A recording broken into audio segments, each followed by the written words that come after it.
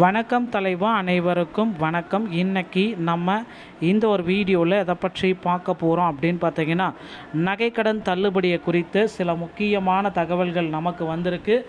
என்ன அப்படின்றத பற்றி இந்த ஒரு வீடியோவில் நம்ம பார்க்கலாம்.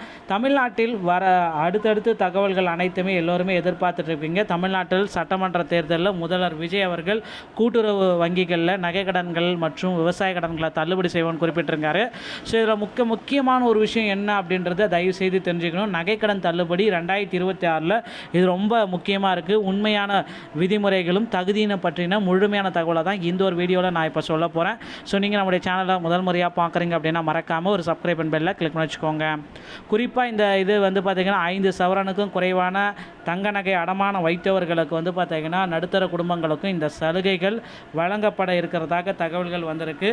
பல்வேறு கிளைகளை கொண்ட கூட்டுறவு வங்கிகள் மற்றும் கிராமப்புற வங்கிகளில் இது அமல்படுத்த போகிறாங்க.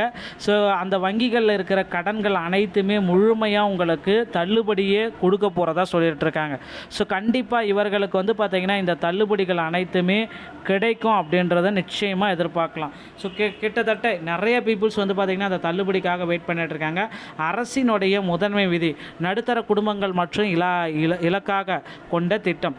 5 சவரனுக்கு மேல் நகை வைத்திருப்பவர்கள் அரசின் பார்வையின் பொருளாதாரத்தில் நிலையற்றவர்கள். எனவே 5 சவரனுக்கு உட்பட்ட கடன்கள் மட்டுமே தள்ளுபடிக்கு பரிசீலனை செய்யப்படும்.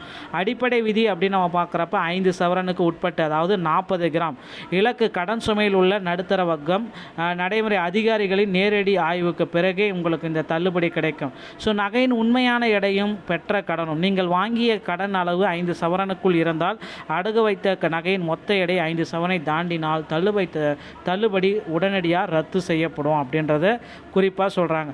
உதாரணம் பார்த்திங்கன்னா ஒருத்தர் 10 சவரன் நகையை அடகு வச்சுக்கோங்களேன். 2 சவரனுக்கான தொகையை மட்டுமே பெறுறாங்க அப்படின்னா அவங்க பார்த்திங்கன்னா கிடையாது. ஒரே பெரிய நகை 10 சவரன் மதிப்புள்ள நகை, ஒரே ஆரம் போன்ற நகைகளை வைத்து குறைவான கடன் பெற்றிருந்தாலும் அதை அதிகாரிகள் நிராகரிப்பார்கள்.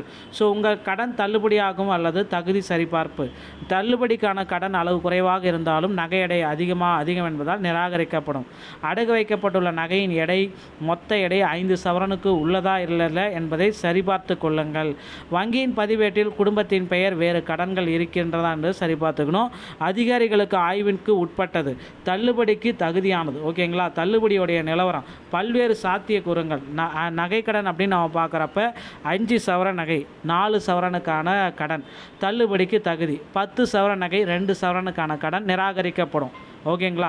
ஸோ உண்மையான எடை 5 சவரனுக்கு மேலே போயிடுச்சு. 10 சவரன் மதிப்பிலான ஒரே ஆரம் 5 சவரனுக்கான கடன் நிராகரிக்கப்படும். பெரிய நகை என்பதால் நடுத்தர வரம்புக்குள் இது வராது. ஸோ இந்த மாதிரி காரணத்தினால மட்டும்தாங்க உங்களுக்கு நகை கடனை நிராகரிக்கிறாங்க. ஓகேங்களா? ஸோ எந்த வங்கிகளில் தள்ளுபடி பொருந்தும் அப்படின்னு பார்த்தீங்கன்னா, முதன்மையாக கூட்டுறவு வங்கிகளில் உங்களுக்கு தள்ளுபடி பொருந்தும்.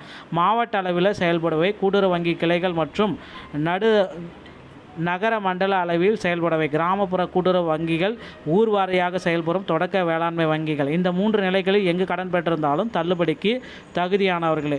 இதை தாங்க தற்சமயம் குறிப்பிட்டு சொல்கிறாங்க. கவலையே வேண்டாம். ஸோ இந்த தள்ளுபடிகளை நீங்கள் உடனுக்குடன் பெற, அடுத்தடுத்த தகவல்களை பெற பொறுத்திருங்க. கண்டிப்பாக பார்த்திங்கன்னா நகைக்கடன் தள்ளுபடியை விரைந்தில் வழங்க போகிறாங்க. மேலும் இந்த மாதிரி தகவல்களை நீங்கள் உடனுக்குடன் தெரிஞ்சுக்க நீங்கள் நம்முடைய சேனலோடு இணைந்திருங்கள். மீண்டும் ஒரு நல்ல தகவலோடு நான் உங்களை சந்திக்கிறேன். நன்றி, வணக்கம்.